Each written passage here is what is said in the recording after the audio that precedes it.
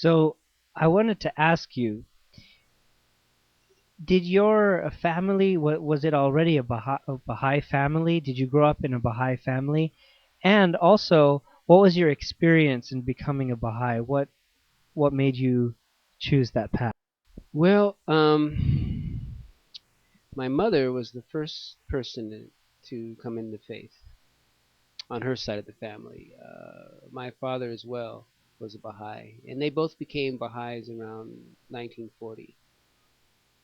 And the thing that attracted her was the teaching of race unity. In fact, she was in California when she became a Baha'i. And I think the story is that Shoghi Effendi during the Second World War, I think he wrote a letter to the Baha'is in Iran to send some students to study in the United States. And so those students went to L.A., Los Angeles, and my mother was in L.A. at the time.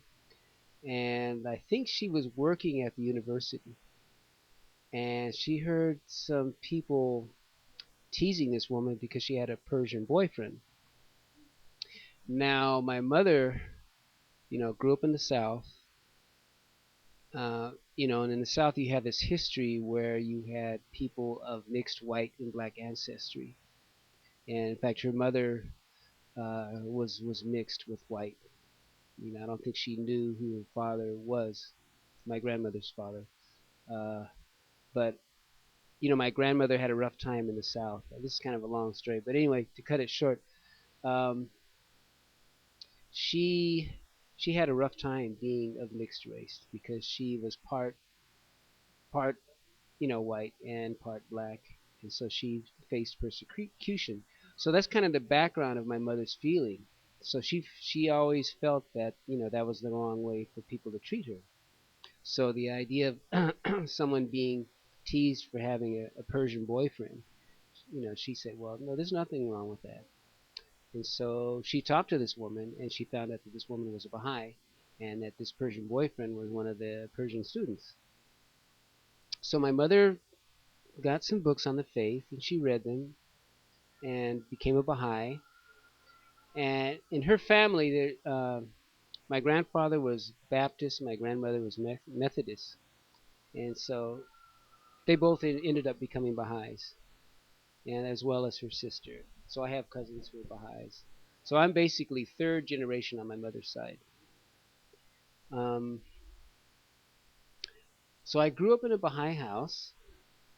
Um, I would say that I was around 12 when I really made the connection with Baha'u'llah. I think there's a point where, as individuals, even though our family, we have a Baha'i family, we have to recognize Baha'u'llah for ourselves. And so that's when I became a Baha'i. I say I became a Baha'i when I was 12, and then I enrolled when I was 15.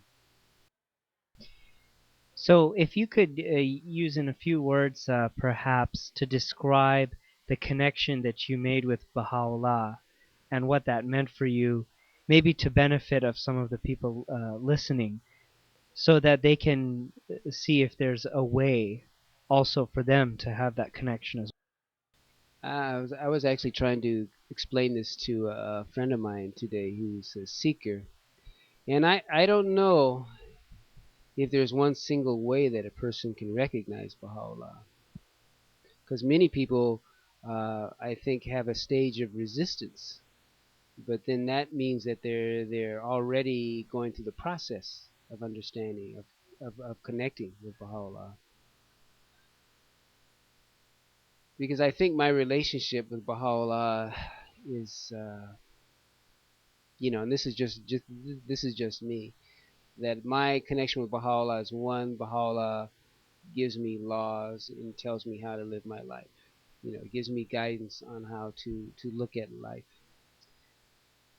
And then, my early life, the connection with Baha'u'llah was more Baha'u'llah the teacher. So works like the Seven Valleys and the Four Valleys and the Katabi Gan, I think, connect in that way. I mean, those are the words that resonate with me the most. Um, when I was 12, uh, I remember leaving the children's classes and going into an adult class, and this old Russian woman, was talking about the seven valleys. And I don't know if I understood anything that she talked about in that class, but something in that, just that whole discussion of that book, just did something to me. Just hit me on a deep level. And so I would say that's how my journey began. And really, I guess I could say it's between you and God, this relationship that you have, with Baha'u'llah, with Jesus. Very sound advice, I would say. I also wanted to ask you about the core activities. Can shift to the core activities.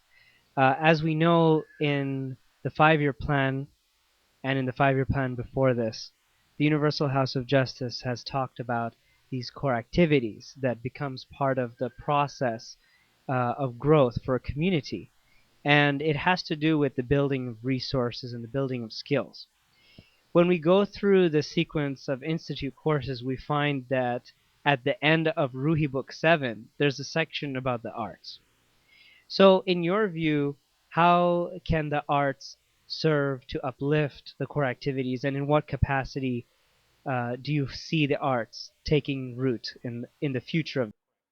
I think it's challenging. I mean, in my own community, I know. I think it challenges. I feel challenged personally, but I think also the community is challenged because a lot of times people are encouraged to bring their instruments, but usually I'm the only person that has an instrument. Like for say we'll have a Naruz, please, we're gonna have a fire, and please bring your instruments. And usually I'm the only person with an instrument. And also there's the issue of singing. Sometimes people don't sing on key, but I realize also that the Baha'u'llah's testing me, so I guess that's my martyrdom. So you know, uh, we had an interesting experience of feast. A non-Baha'i actually came, and he was African American, and I assume that he's been through the church experience where the choirs sound great, that everything sounds great, and people are uplifted by the music. And here we're singing this prayer, and we're just so we're just I mean it's just terrible.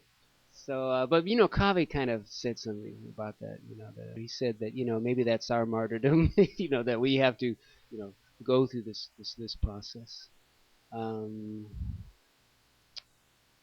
and what's interesting is this seeker, he thought it was a great experience. So, but I think as a process of obedience, because these things take training, it takes practice, and even the drum circles, we need to reflect with people that participated, whether they were observers, whether they were singers, whether they were drummers, talk about their experience to process that, because that's the only way to find out if it's getting better.